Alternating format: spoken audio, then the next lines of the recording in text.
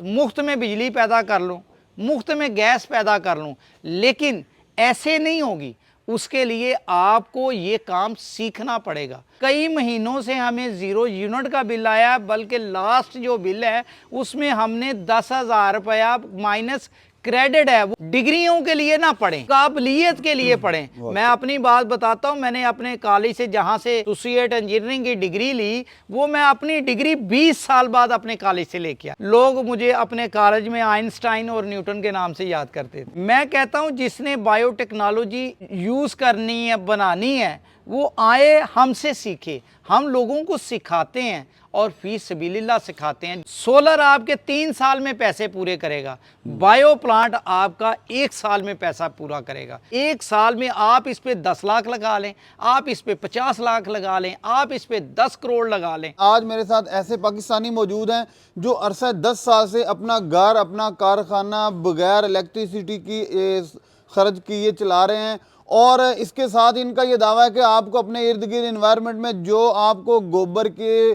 पहाड़ गांव में लगे नजर आ रहे हैं वो आपके लिए करोड़ों रुपए का सरमाया। और इनका ये दावा है, बल्कि इनका एक्सपीरियंस है कि सिर्फ 100 रुपये खर्च करके दिहाड़ी का आप 7-8 हज़ार रुपये अपना बचा सकते हैं, और इन फ्यूचर ये यही टेक्नोलॉजी पूरे पाकिस्तान में आम करना चाहते हैं। इनका ये दावा है कि ये जो गोबर है, जो कुदरती हवा चल रही है और जो रोशनी अल्लाह की तरफ से आ रही है, ये आपके पाकिस्तान का करोड़ों रुपए का सरमाया बचा सकती है। और ये तरीका क्या होगा, कैसे बचाई जाएगी, पूरे पाकिस्तान के बच्चों को, अपनी नस्लों को एजुकेट कैसे किया जाएगा और कैसे अपने पाकिस्तान को तरक्की की राह पे गामजन किया जाएगा, ये सारी चीज़ें आज की वीडियो में इंशाल्लाह आपके सामने रखते हैं। एक बहुत बड़ी बात है कि एक दौर है कि जब लोग इलेक्ट्रिसिटी बिल से इतने परेशान हैं, वो कहते हैं कि हमारी इनकम का आधा हिस्सा तो हमारे बिल ले जाते हैं, और दूसरी तरफ सर नदीम साहब खड़े हैं कि जिनका ये दावा है कि मैं गुज़श्ता 10 सालों से अनट्रिपिंग अपने घर के तमाम तर चीज़ों को मैनेज कर रहा हूँ, और इलेक्ट्रिसिटी का मुझे एक दफ़ा भी बिल नहीं आया, और सारी चीज़ें इलेक्ट्रिसिटी पे चल रही हैं। सर ये कैसे मुमकिन है? जी, इसमें सबसे पहली बात तो ये है कि आप थोड़ी सी खुद चीज़ों को सीखें, मेहनत करें। देखें, हमने ये टेक्नोलॉजी जो बायो प्लांट है इसको लगाया, गोबर बायो प्लांट लगाया, उससे हम 2012 से लेके आज तक अपने घर को अनट्रिपिंग गैस दी है। ठीक है, उस वक्त हमें गैस का मीटर मिलता था, उसके लिए हमें लाखों रुपया रिश्वत भी देनी पड़ती थी, लेकिन हमने सोचा है कि हम बजाय वो रिश्वत में पैसे देने के उससे 4 गुना ज़्यादा हम खर्च करके हमने उस वक्त 2012 में ये वाला बायो प्लांट जो है, ये 2012 में हमने तकरीबन 7 लाख रुपया खर्च करके बायो प्लांट लगाया। इस बायो प्लांट ने ना सिर्फ हमारे घर को अनट्रिपिंग गैस दी, बल्कि हमें लोड शेडिंग से भी बचाया। वो किस तरह से कि ये गैस तो हमें अनट्रिपिंग दी थी और बग़ैर किसी पैसे के दी, जो इससे हम अपनी एनर्जी जनरेट करते हैं, उस एनर्जी में हम अपने घर को इलेक्ट्रिसिटी भी दे देते हैं और वर्कशॉप को भी देते हैं। और किसी एक टेक्नोलॉजी पे सारा हर टाइम इन्हिसार नहीं किया जा सकता। इसके अलावा हम सोलर को भी यूज़ करते हैं। हमने सोलर का भी यूनिट लगाया है, ग्रीन मीटर भी लगाया हुआ है। ग्रीन मीटर से हम एनर्जी वापडा को रिवर्स भी देते हैं, जो दिन के टाइम हमारी सोलर से जनरेट होती है। जितनी हम उसको यूज़ करते हैं वो तो हमारे यूज़ में होती है, बाकी उसके बाद जो हमारी वाफर एनर्जी होती है वो ग्रीन मीटर के ज़रिए से वापस वापडा को चली जाती है। ना सिर्फ कई महीनों से हमें 0 यूनिट का बिल आया, बल्कि लास्ट जो बिल है उसमें हमने 10,000 रुपया माइनस क्रेडिट है, कि वो क्रेडिट है, क्रेडिट कर दिया उन्होंने हमें, क्योंकि हमारे जो यूनिट थे पिछले कई महीनों से 1000 से ज़्यादा यूनिट जो थे वो वापडा की तरफ एक्स्ट्रा चले गए थे, जिसकी वजह से उनके लिए आसान है कि वो यूनिट की बजाय यूनिट देने के उन्होंने 10 रुपये के हिसाब से वो यूनिट हमसे ख़रीद के हमारे बिल को क्रेडिट कर दिया। मतलब अब ना मेरे देखने वालों को अगली बात बताइएगा, क्योंकि हमारी वीडियोज़ का मकसद होता है कि लोगों में अवेयरनेस पैदा करना, एजुकेशन पैदा करना और इस चीज़ से आगाह करना सर जैसा कि आपका माशाल्लाह एक बहुत अच्छा सेटअप है, अल्लाह बरकतों से नवाजे, एक फैक्ट्री का, कारखाने का, और एक आपका मोरूसी सेटअप है आपके बाप दादा की तरफ से, और दूसरा आपका घर का सेटअप है। इन दोनों को आप बायो और सोलर पे चला रहे हैं। अगर आप यही इलेक्ट्रिसिटी पे चलाते होते, आपका मंथली क्या इसका बिल के मद में आपको कितने रुपए चार्जेस आपके पड़ने थे? कम से कम मेरा ख्याल है कि कोई 1.5 लाख रुपया में लाजमी बिल आता। सही है। यानी कि हम वो जो 1.5 लाख रुपया जो हमारी अपने घर के अखराजात है, कुकिंग के अखराजात है, वो हमें बच गए। देखिए आज दौर इस तरह का है कि लोग बिल दे के रोटी खाने से तंग हैं। अगर आप बिल नहीं देंगे तो आपका मीटर कट जाएगा, मीटर कट जाएगा तो आप कैसे करेंगे, ना पानी होगा, ना कुछ खाने के लिए होगा, ना इलेक्ट्रिसिटी होगी, ठीक है ना। तो अब लोग जितना हमारे घर का लोगों का कुकिंग, मेरा नहीं हर बंदे का, अब सूरत हाल ऐसी है कि हर बंदे का खाने का बिल कम है और वापडा का बिल ज़्यादा है। अब देखें देहात में लोगों के पास गोबर भी अवेलेबल है, ज़मीनें भी अवेलेबल हैं, हर चीज़ अवेलेबल है, लेकिन क्या है वो उनको अवेयरनेस ऐसी होनी चाहिए। लोग समझते हैं बायोटेक्नोलॉजी फेल है। मैं कहता हूँ जिसने बायोटेक्नोलॉजी यूज़ करनी है, बनानी है, वो आए हमसे सीखे। हम लोगों को सिखाते हैं और फी सबीलिल्लाह सिखाते हैं। जो छोटे यूनिट है, डोमेस्टिक यूनिट है, एग्रीकल्चर यूनिट है, उन लोगों को हम फ्री में टीच करते हैं, पढ़ाते हैं, बताते हैं इसको ऐसे बनाओ, इसका फंडिशन ऐसे बनाओ, इसका बलून ऐसे बनाओ, इसका फ्लोटिंग ड्रम ऐसे बनाओ, इसको ऐसे कंट्रोल करो। ये सारी चीज़ें हम लोगों को सिखाते हैं। अब ये बताइएगा कि इसमें क्या टेक्निकल सूरत हाल है कि क्यों लोग फेल हुए, और जिन्होंने कहा यार ये ऐसे फ्रॉड है या दगाबाजी है, ये धोखाबाजी है, वो क्यों कहा और आप क्यों इसमें कामयाब हैं? जी इस तरह से है कि मैं अक्सर लोगों को बताता हूँ कि जो चीज़ भी आपने लेनी है, देखें एक जो जहाज़ बंदा चलाता है, उसने जहाज़ उड़ाना है, उसका भी इंजीनियर होना ज़रूरी है। अगर आपने एक ट्रैक्टर चलाना है, तो अगर आपको ट्रैक्टर चलाने का तरीका नहीं होगा तो क्या आप ट्रैक्टर चला सकेंगे? कभी भी नहीं। आप ट्रैक्टर लेके जाएंगे, उसको नहर में फेंक देंगे, ट्रैक्टर लेके जाएंगे, उसको खाले में गिरा देंगे, ट्रैक्टर लेके जाएंगे, उसको किकर में मार देंगे। तो क्या है उसमें ट्रैक्टर का कसूर है? उसमें ट्रैक्टर का कसूर नहीं है, उसमें आपकी ऑपरेटिंग का कसूर है। इसी तरह से ये जो बायो प्लांट है, इसमें दो गलतियां होती हैं। मैं सबसे पहले आपको बताऊं, एक तो इसको हैंडल किस तरह से करना है, नंबर 1। दूसरे नंबर पे जब ये बनाना है तो जो बनाने वाला है उसको पूरी इन्फॉर्मेशन होनी चाहिए कि वो इसके कुएं को किस तरह बनाए, इसको साइडों से किस तरह से सील करे, इसका नीचे वाला लेंटर किस तरह से डाले, इसकी चिनाई किस तरह से लगाए, फिर इसको कॉम्पैक्ट कैसे करे। ये सारी चीज़ें उसके इल्म में होनी चाहिए और वो सारी चीज़ें इल्म में रखते हुए ये सारी चीज़ें तैयार करवाए। इसीलिए मैं लोगों को कहता हूँ जिसने बायो प्लांट बनाना है वो आके पहले इन चीज़ों को सीखे, वो सीखे तो वो चलाएगा। देखें ये चीज़ हर बंदा सोचता है कि मैं मुफ्त में बिजली पैदा कर लूँ, मुफ्त में गैस पैदा कर लूँ, लेकिन ऐसे नहीं होगी।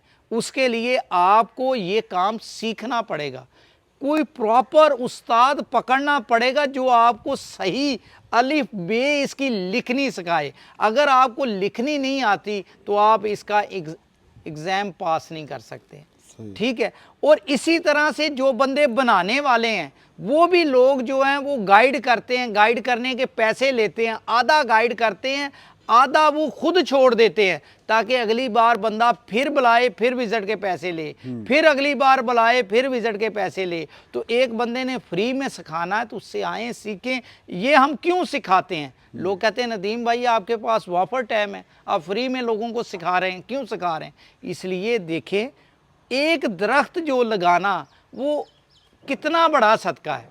बिल्कुल, एक दरख्त लगाना कितना बड़ा सदका है। अगर आप एक दरख्त को कट जाने से बचाते हो तो उसकी भी नेकियां हैं। बिल्कुल। तो जो बंदा बायो प्लांट बनाएगा वो जिंदगी में कितने दरख्त जलाने से बचेगा, कटने से बचेगा। कितने दरख्त कटने से और जलने से बचेंगे। कि जो खाद का मामला है, आप देखें कभी यूरिया नहीं मिलती, कभी DAP नहीं मिलती, तो जब आपने बायो प्लांट लगाया है तो आपकी ये वो दोनों ज़रूरियात पूरी करेगा। एक तो आपका ट्यूबवेल चलाएगा, एक खाद की ज़रूरियात पूरी करेगा। सोलर आपका 2 से 3 साल में, आप इस पे जितने भी पैसे लगा लें, प्रॉपर इसको सीखें। पहली बात, इसको प्रॉपर सीखें, अच्छा किसी बंदे से मशवरा लें जो आपको सही गाइड करे, और उसके बाद इसको प्रॉपर बनाएं।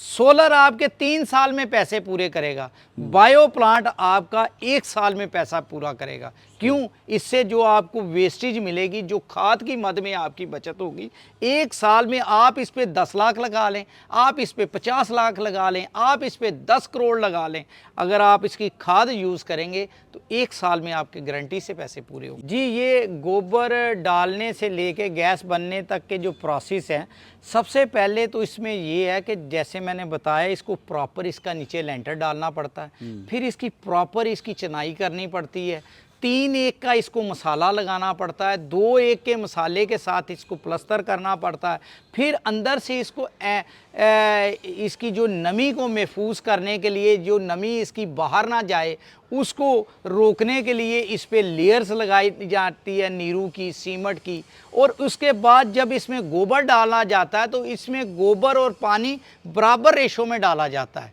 फिर जो कुआं बनाया जाता है उसको सैडा से कंपैक्ट किया जाता है, ताकि वो कुआं जो है, आप देखें 1 क्यूबिक मीटर, जो जैसे ये हमारा डिजेस्टर है, ये हमारा 15 फुट गहरा है, 15.5 फुट इसका डाया है और 15 फुट इसका गहराई है। तो इसमें जो गोबर है वो तकरीबन इसमें 100 क्यूबिक मीटर गोबर है।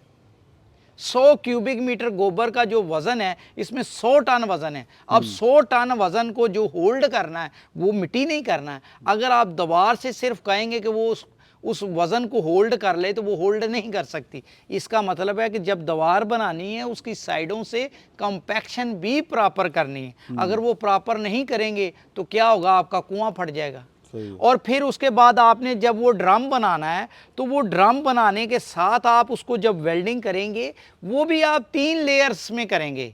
उसमें पहले 1 लेयर लगाएंगे, फिर दूसरी, फिर तीसरी, और फिर उसको जो वेल्डिंग करेंगे उस जगह से जहाँ से वो चादर का जिस्त डैमेज हो जाएगा, उस जगह पे आप रीज़न या डिपॉक्सी करेंगे। फिर पूरे प्लांट को बाहर से और अंदर से आप पेंट करेंगे, जैसे कि ये किया है। तो देखें 2012 से लेके 22 तक हो गया हमारा वही प्लांट चल रहा है। अगर इसको प्रॉपर पेंट ना किया जाए, प्रॉपर एंटी रस्ट कोट ना लगाए जाएं, तो ये 3 साल में गल जाता और ख़त्म। सही। अब देखें, एक चीज़ 3 साल में ख़त्म हो गई, चाहे उसने पैसे 1 साल में भी पूरे कर लिए, 3 साल में ख़त्म होगी, लोग तो कहेंगे फ्लॉप हो गया। अगर वही आपका ड्रम 10 साल चल जाए तो ये फ़ायदा है ना। 1 साल में पैसे पूरे हो गए, आपको 10 गुना उसने पैसे दे दिए। सही।